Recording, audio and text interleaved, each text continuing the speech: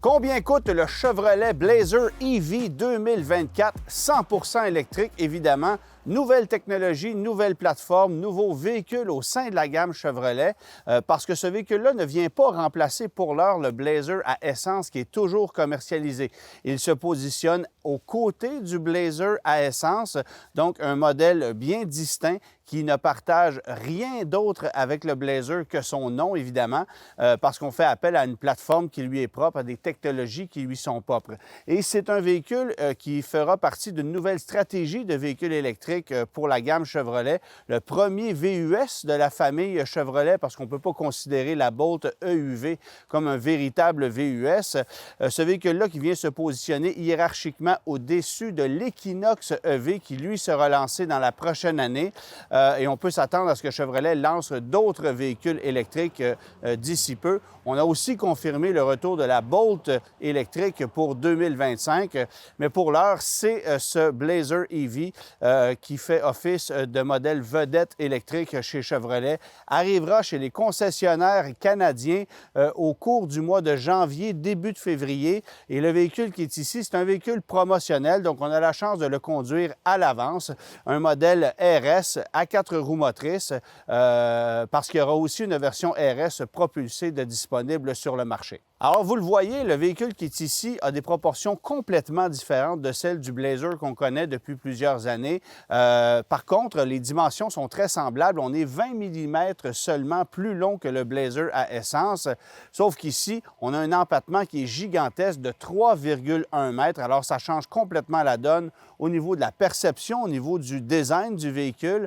Un véhicule avec un museau quand même assez massif, assez imposant et sous lequel il n'y a malheureusement aucun espace de rangement. Alors ça, c'est une première déception pour le Blazer EV. La même chose du côté du Cadillac Lyriq qui utilise la même plateforme que ce qu'on a ici. Évidemment, la plateforme Ultium, qui est la nouvelle plateforme de General Motors, qui est évidemment modulable et qu'on utilisera à toutes les sauces sur tous les véhicules électriques qui seront lancés dans les prochaines années. Peut-être exception faite de la Chevrolet Bolt, qui sait, parce qu'on n'a pas confirmé si la future Bolt de Chevrolet allait faire appel à la technologie Ultium ou si on allait conserver ce qu'on utilise actuellement pour la Bolt qui a été lancée sur le marché en cours d'année 2016. Alors, le Blazer, c'est un véhicule qui se positionne à peu près au même niveau que le Ford Mustang Mach-E, qui est probablement son rival le plus sérieux, bien sûr, avec le Tesla Model Y. On est dans la même fourchette de prix, dans le même type de dimension de véhicule, avec des motorisations, des autonomies qui sont très semblables aussi. Alors, au catalogue pour 2024, 4 versions de disponibles officiellement, du moins sur le marché canadien. Ça débute avec une version 2LT.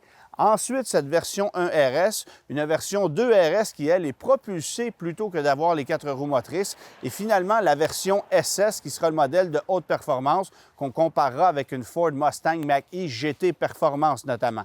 Alors, ce qu'on a sous ce véhicule-ci, c'est une motorisation électrique qui permet d'aller chercher 288 chevaux de puissance, 333 livres-pieds de couple. Ce n'est pas particulièrement impressionnant sur papier, mais ça permet quand même, avec une batterie de 85 kWh, d'aller chercher une autonomie annoncée à 449 km. Ça, c'est pour la version 2LT et la version 1RS qu'on a ici. Si vous optez pour un modèle 2RS qui, lui, est propulsé, bien là, à ce moment-là, c'est la même puissance, mais avec une autonomie poussée à 515 km, puisqu'on n'a pas les 4 roues motrices dans ce cas-là. Et finalement, bien, au sommet de la gamme, ça sera le modèle SS, celui qu'on a vu dans tous les salons de l'auto depuis environ un an, celui qu'on a promu énormément, mais qui arrivera plus tard en cours d'année 2024, peut-être même comme modèle 2025, en fait. Mais à ce moment-là, ça sera complètement autre chose, parce qu'on aurait 557 chevaux de puissance, 648 livres-pieds de couple et un 0-100 annoncé sous la barre des 4 secondes. Alors, ça sera très sérieux. Et à ce moment-là, quand même, on pourra avoir une autonomie de 467 km. Pourquoi? Parce qu'on n'utilisera pas la même batterie que dans les autres versions. On aura cette fois une batterie dont la taille est à 105 kWh. Alors, ça permettra d'avoir un sérieux avantage par rapport à la Ford Mustang Mach-E GT Performance qui, elle, souffre d'une autonomie moindre que les autres modèles. C'est la même chose, par exemple, pour la Kia EV6 GT qui, elle aussi, évidemment, est très puissante, mais offre une autonomie réduite, des avantages pour un véhicule qu'on paie évidemment plus cher. Accessoirement, pour l'année modèle 2024, il y aura aussi une version destinée au corps policier qui utilisera la batterie de la version SS, donc 105 kWh, mais la puissance sera moindre parce qu'évidemment, on va avoir un maximum d'autonomie avec ce véhicule-là. Et ce n'est pas nécessaire d'avoir un véhicule qui est capable de boucler le 0-100 km/h en 4 secondes. Ce qu'on veut avoir, c'est un véhicule qui est construit plus robuste et qui sera capable de servir les policiers de la bonne façon. Alors, on modifiera évidemment les suspensions, l'aménagement de l'intérieur. On n'a pas beaucoup de détails sur ce véhicule-là, mais Chevrolet veut revenir dans ce marché du véhicule de police qu'on a laissé aller depuis la disparition des voitures chez Chevrolet et qu'on conserve uniquement pour le moment avec le Chevrolet Tahoe et les camionnettes accessoirement. Alors, Chevrolet va revenir dans la course à ce niveau-là et le Blazer fait partie de cette stratégie. Sur le plan du design, vous le voyez, le véhicule est vraiment magnifique. Si vous optez pour un modèle 2LT, c'est un peu plus discret comme présentation, c'est-à-dire que le véhicule est livré avec des roues de 19 pouces, avec une calandre de couleur assortie, avec un habillage qui est peut-être un peu moins riche. Et le modèle qu'on a ici, c'est un modèle 1RS qui, lui, se distingue techniquement par le fait qu'on a une calandre noire lustrée, des bas de caisse noirs lustrés, mais on n'y voit rien parce que le véhicule est peint en noir. Or, si vous optez pour une autre couleur, vous verrez le contraste de façon plus évidente et le véhicule a effectivement l'air beaucoup plus riche qu'une version 2LT qui a un habillage un peu plus de base. Il faut aussi souligner qu'ici, on a des jantes de 21 pouces. Alors ça change le look du véhicule. Becquet arrière qui est un petit peu modifié. On a les longerons de toit aussi qu'on n'obtient pas sur la version 2LT. Et lorsque vous passez finalement au modèle SS, bien là, c'est tout le carénage avant qui est complètement modifié. Il faut souligner aussi que sur la version 1RS et 2RS, on a cette bande lumineuse au niveau de la calandre qui ceinture la partie avant complète, alors que sur une version 2LT, bien, il n'y a que les feux ici qui sont illuminés à DEL, la partie centrale ne l'étend pas. Mais avec la version SS, pour revenir à ce modèle-là, bien là, c'est tout l'habillage avant, les flancs du véhicule, jantes de 22 pouces, le pare-choc arrière et le fait qu'on a un contraste de teinte aussi parce que de série, une version SS sera livrée avec un toit noir et une peinture contrastante. Évidemment que si vous optez pour une peinture noire, bien là, vous ne verrez pas de contraste, mais dans tous les autres cas, vous aurez un toit noir en tout temps avec la version SS.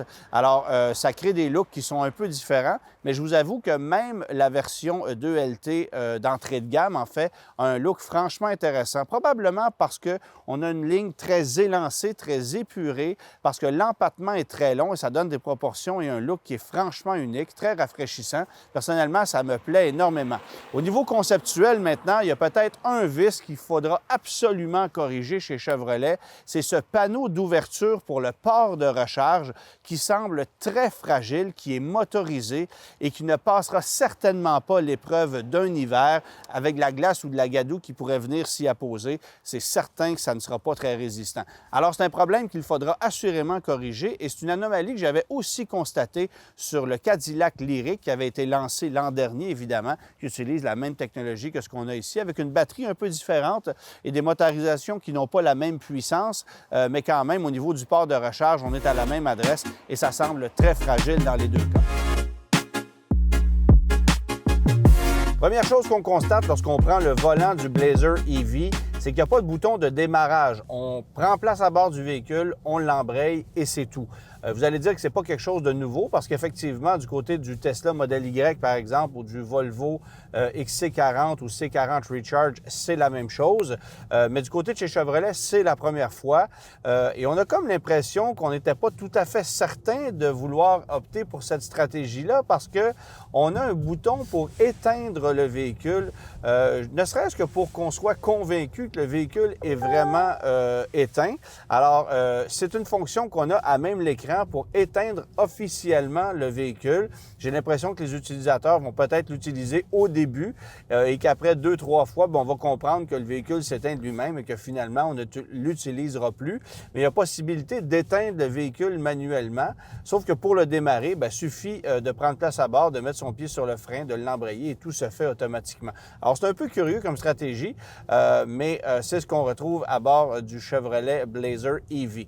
Un véhicule qui est franchement très intéressant au niveau de sa position de conduite. Et je vous avouerai que les sièges, ce ne sont pas parmi les éléments les plus impressionnants. Ça manque de support latéral. Ce ne sont pas des sièges qui sont particulièrement confortables. C'est correct. C'est certainement plus confortable qu'un siège de Chevrolet Bolt, croyez-moi, mais on a connu mieux dans l'industrie, notamment du côté du Ford Mustang Mach-E, qui offre des sièges plus confortables que ce qu'on a ici dans le Blazer EV. Maintenant, j'aime beaucoup la position de conduite. Bien que la partie arrière soit un peu à l'étroit au niveau de la fenestration, bien, le fait qu'on ait un rétroviseur caméra à bord du véhicule, ça vient régler le problème de visibilité à l'arrière et à l'avant, ce n'est absolument pas un problème. Comme dans plusieurs véhicules que j'ai récemment essayés, bien, je déplore peut-être le fait que c'est très sombre à l'intérieur. Il faut dire que le véhicule qu'on a ici n'a pas de toit ou de pavillon vitré, de toit ouvrant ou de pavillon vitré, et que tout est noir à l'intérieur parce que c'est une version RS. Donc, c'est peut-être un point qui, moi, m'agace un peu. Vous m'avez déjà entendu dire ça sur d'autres véhicules, mais sinon, je vous avoue que c'est franchement très moderne comme présentation. La qualité de finition, c'est très honnête, c'est pas particulièrement impressionnant, mais c'est très bien ficelé. Et dans le cas de cette version RS, bien, j'aime beaucoup la présentation intérieure. C'est-à-dire que oui, il y a du noir mur à mur, mais il y a des surpiqûres de couleur rouge et bleu qui sont du plus bel effet. Les buses de ventilation qui marient le noir et le rouge, ça fait très riche comme présentation. Et le soir venu, bien, on peut évidemment modifier l'éclairage d'ambiance comme bon nous semble. Alors, c'est un véhicule très intéressant à ce niveau-là. Il faut dire que les buses de ventilation, le soir venu, sont éclairées. Dans le cas qui nous concerne, c'est éclairé en rouge, mais vous pouvez évidemment modifier tout ça pour avoir les teintes que vous souhaitez.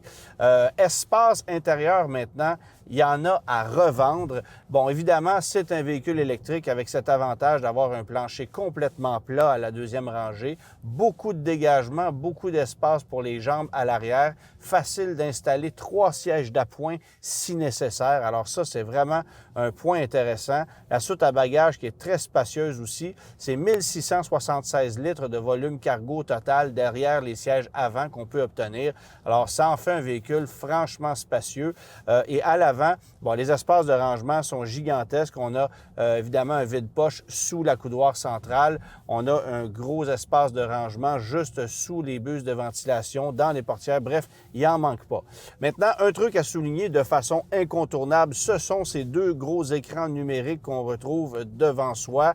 Écran de 11 pouces qui fait office d'instrumentation, qu'on peut modifier, paramétrer comme bon nous semble. On peut aller ajouter des fonctions ou de l'information à partir de l'écran central qu'on va glisser dans l'instrumentation, mais on peut aussi modifier la présentation de l'instrumentation selon nos désirs. Alors ça, c'est vraiment très bien fait. Vous allez constater que sur la colonne de direction, il y a le levier de vitesse, il y a le levier pour les essuie-glaces, mais il n'y a pas de levier pour les phares. Alors c'est comme dans le cas du Chevrolet Colorado, par exemple, les phares peuvent s'allumer manuellement via une fonction dans l'écran central, mais comme on a des feux automatiques d'emblée, bien, on ne s'en sert que peu et vous allez quand même utiliser les feux de route via le levier qui est sur la colonne de direction. Alors, pour l'écran central, pour l'écran en fait qui est derrière le volant, 11 pouces, mais dans le cas de l'écran central, qui lui est incliné vers le conducteur, alors ergonomiquement, c'est très bien, mais là, c'est 17,7 pouces de diamètre. Alors, c'est très gros, c'est très massif.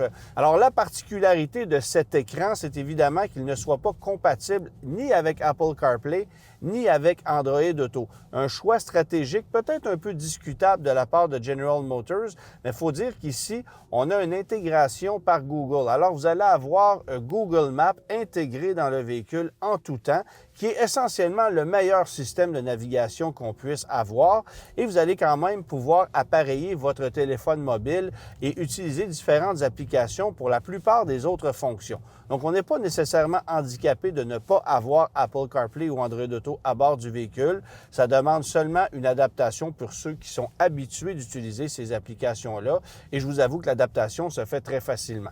Maintenant, il y a énormément de fonctions dans cette planche de bord, facile à utiliser, regarder, il y a 12 icônes sur la planche principale. Vous allez avoir évidemment une icône concernant la recharge, l'état de charge de la batterie. C'est nécessaire pour un véhicule comme celui-là. Mais évidemment, tout ce qui concerne le divertissement, la climatisation, les commandes, les paramètres pour le véhicule. Et ce que j'aime bien aussi, c'est que malgré le fait qu'on ait des possibilités de commande de climatisation, chauffage à même l'écran, on a quand même conservé des boutons physiques sous l'écran pour qu'on puisse utiliser ça de façon plus rapide et de façon plus efficace.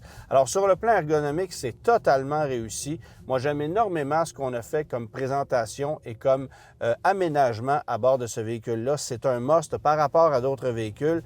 Et si vous voulez mon avis, la présentation est drôlement plus riche et intéressante que ce que vous allez retrouver dans un Ford Mustang Mach-E ou une Tesla Model Y, où on a juché un gros écran en plein centre en se fichant de la présentation, de la balance de la présentation. Ici, c'est beaucoup plus travaillé comme design et je pense qu'il faut le souligner. Sur le plan de la conduite maintenant, clairement, un des avantages, c'est le fait qu'on bénéficie d'un empattement très long de 3,1 mètres. Alors ça contribue au confort général du véhicule.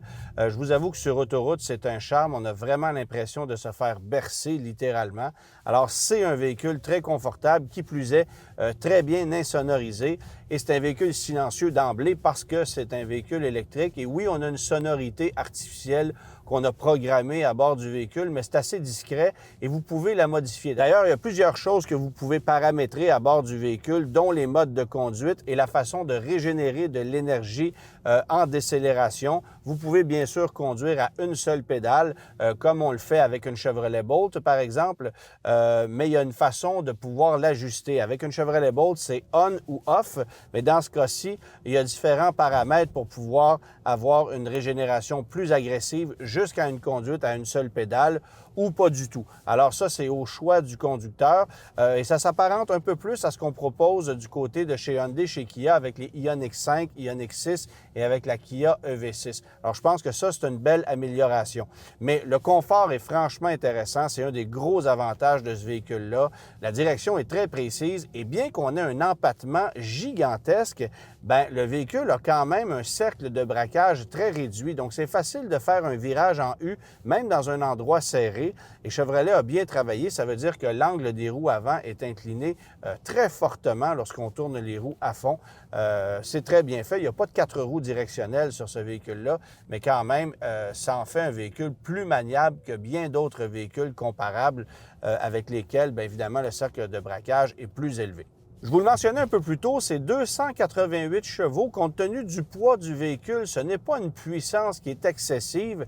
Et en accélération franche, on a parfois un peu l'impression d'en manquer. Alors, pas qu'il n'y a pas assez de puissance, mais ce genre de véhicule-là nous a tellement habitués à avoir énormément de puissance que dans un Blazer EV, on reste un peu sur notre appétit. Cela étant dit, c'est un véhicule qui accélère rapidement, promptement, avec un couple livré de façon instantanée et dans les faits, vous n'allez jamais manquer de puissance. Je vous avoue ne pas avoir calculé l'exercice du 0-100 km/h, mais on est clairement sous la barre des 6 secondes. Avec le SS qui va arriver l'an prochain, on sera sous la barre des 4 secondes. Alors, ce n'est pas un veau, c'est un véhicule très rapide. Mais les véhicules électriques de ce genre-là sont souvent très rapides et ici, on n'a pas nécessairement l'impression d'avoir une puissance aussi violente que ce qu'on va retrouver chez la compétition. Maintenant, 288 chevaux, c'est une puissance modérée, bien réglée pour ce véhicule-ci et ça permet fort probablement d'aller chercher une autonomie qui est franchement intéressante, annoncée à 449 km. On est autour du point de congélation au moment où je vous parle. Ça fait 2-3 jours que je circule avec le véhicule et honnêtement, je réussis à faire autour de 375-400 km actuellement.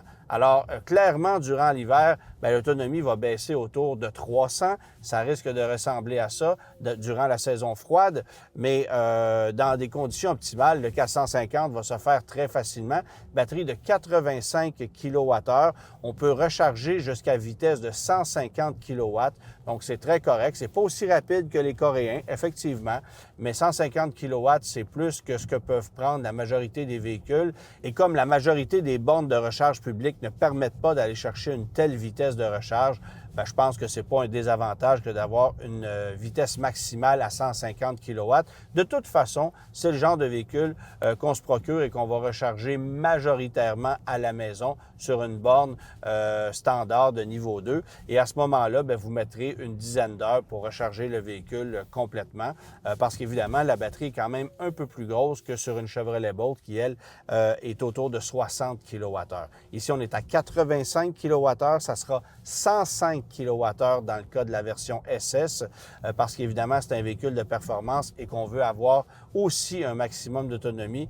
Je vous le mentionnais, une autonomie annoncée à 467 km dans le cas de la version SS et jusqu'à 515 dans le cas d'une version 2 RS qui serait propulsée, non pas avec 4 roues motrices comme ce qu'on a ici. J'ai l'impression que peu d'acheteurs québécois vont opter pour cette version 2 RS, mais pour des gens qui veulent avoir le maximum d'autonomie possible dans ce genre de véhicule-là, c'est peut-être une option à privilégier.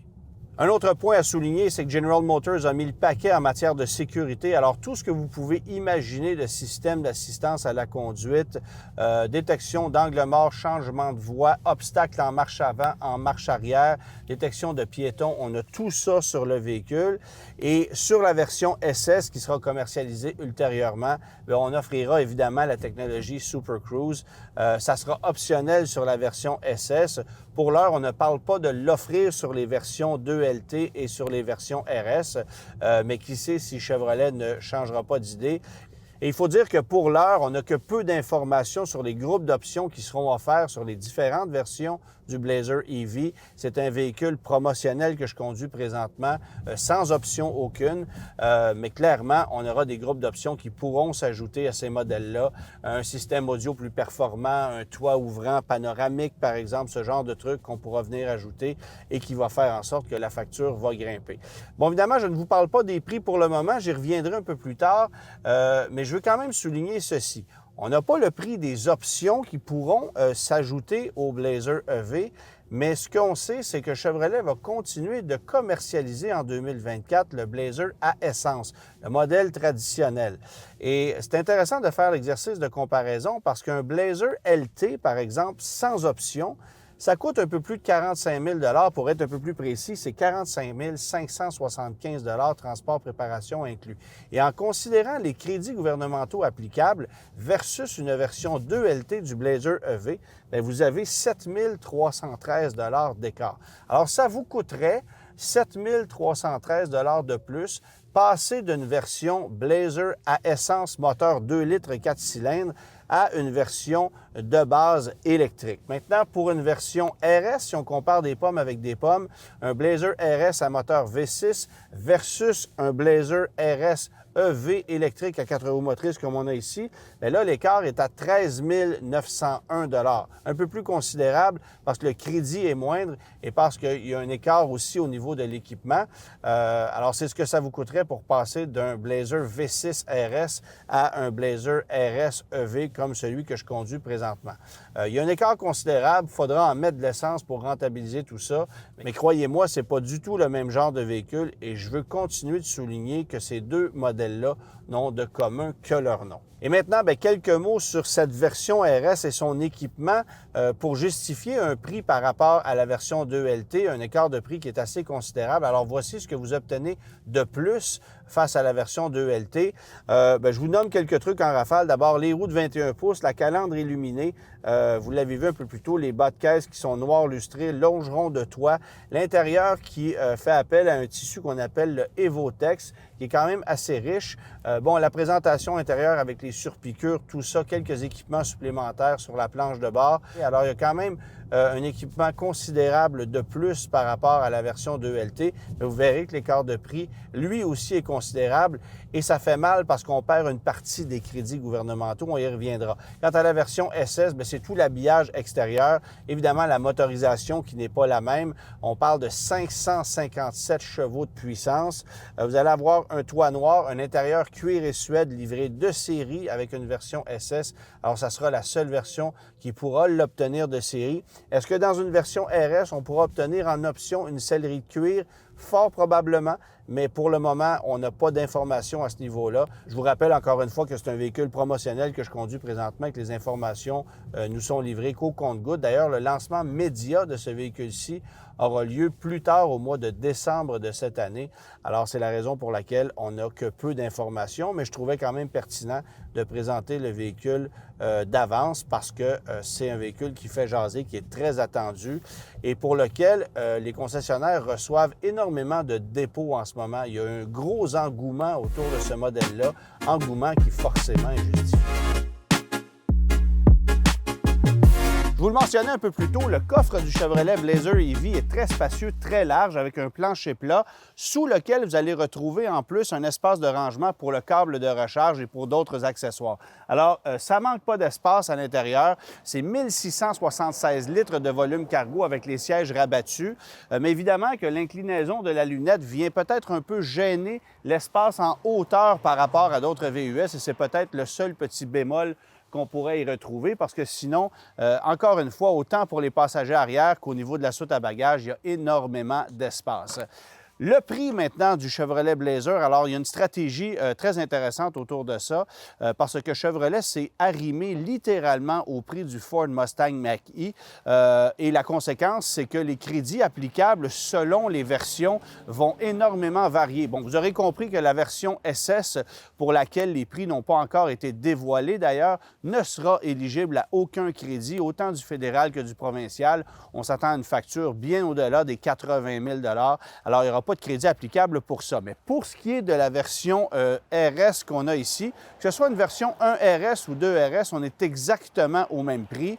Alors, il y a des crédits qui sont applicables et dans le cas de la version 2 LT, c'est l'ensemble des crédits gouvernementaux qu'on peut obtenir. Donc, total de 12 000 $ taxes incluses. Ça veut dire 10 437 $ avant taxes. Pourquoi? Parce que le prix d'entrée, incluant les frais de transport, préparation concessionnaire, est à 63 325 $ pour une version 2 LT, alors que si vous optez pour une version 1 RS ou 2 RS, bien là, on est à 73 325 $. C'est 69 999 $ plus tous les frais, ce qui nous porte à 73 325 $. Et ça fait en sorte qu'au niveau fédéral, on peut encore bénéficier du 5 000 $ de crédit applicable, mais on perd le crédit provincial ici au Québec qui est de 7 000 $ et qui est très précieux. Alors, bien sûr qu'au Québec, la majorité des acheteurs risquent de jeter leur dévolu sur la version 2 LT, quitte à ajouter quelques options en supplément pour aller chercher davantage de luxe, ce qui pourrait se rapprocher en fait de la version RS qui, elle,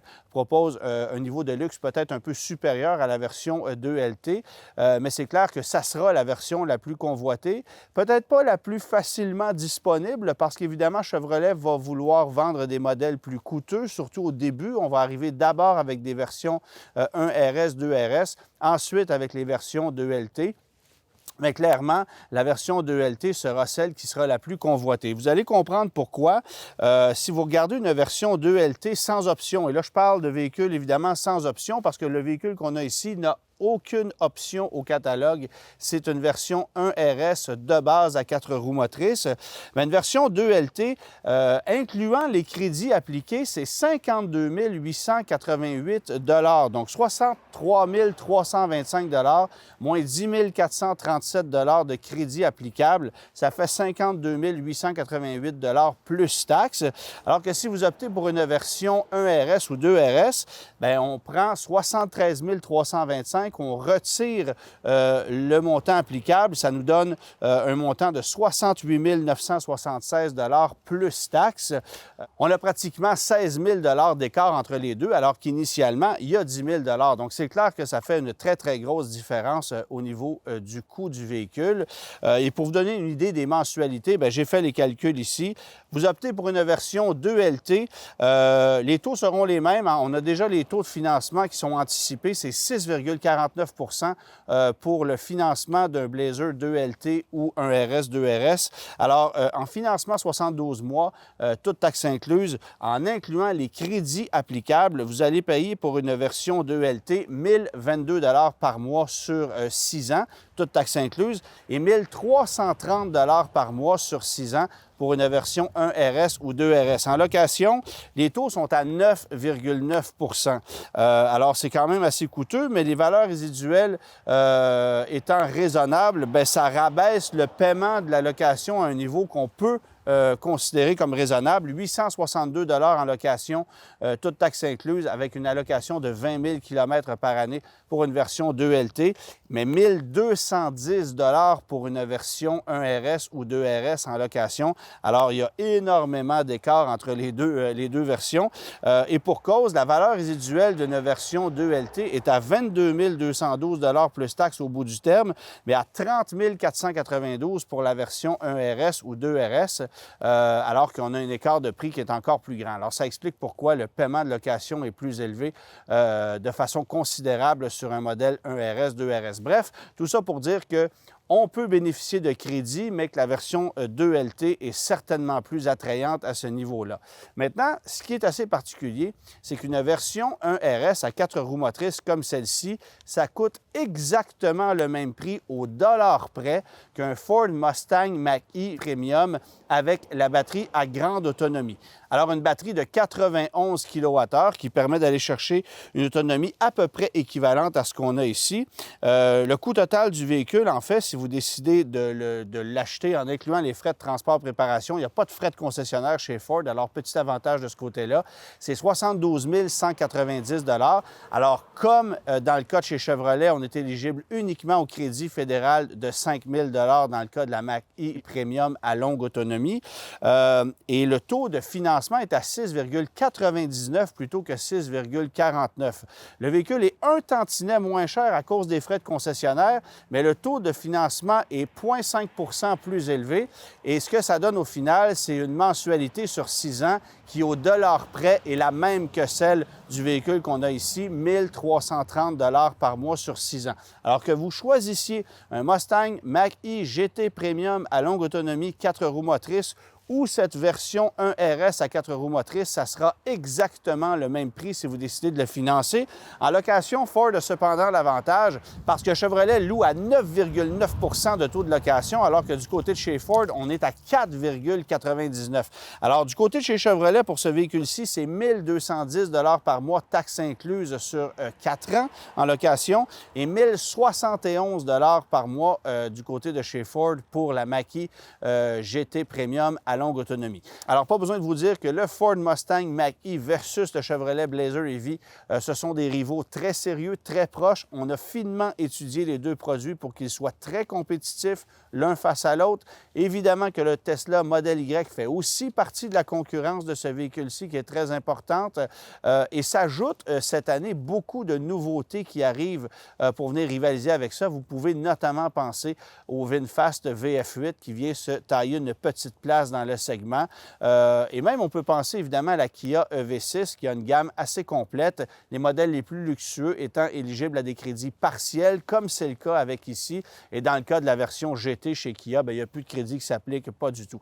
Alors, il y a une compétition féroce. Chevrolet était absent de ce segment. On arrive, je pense, de belle façon avec ce véhicule-ci.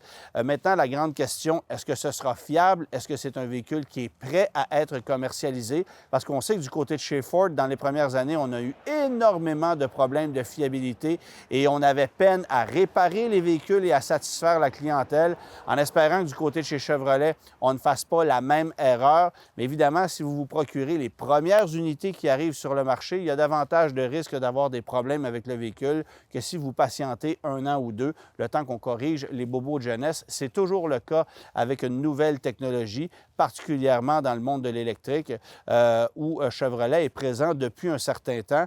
Mais il faut dire qu'on vient de lancer cette nouvelle technologie avec la plateforme Ultium. On l'a lancé d'abord avec la Cadillac Lyriq. C'est la deuxième application de cette technologie-là, la première du côté de chez Chevrolet, et ça ne sera pas la dernière. Alors, je pense que General Motors ne peut pas se permettre de se planter avec cette technologie-là. Jusqu'à date, ça semble très convaincant. Vous l'avez vu, la qualité du produit, le comportement, le design aussi, c'est très intéressant. Mais il faudra bien sûr que le véhicule fasse ses preuves et il y a uniquement le temps qui va nous permettre d'avoir des réponses à ces questions-là.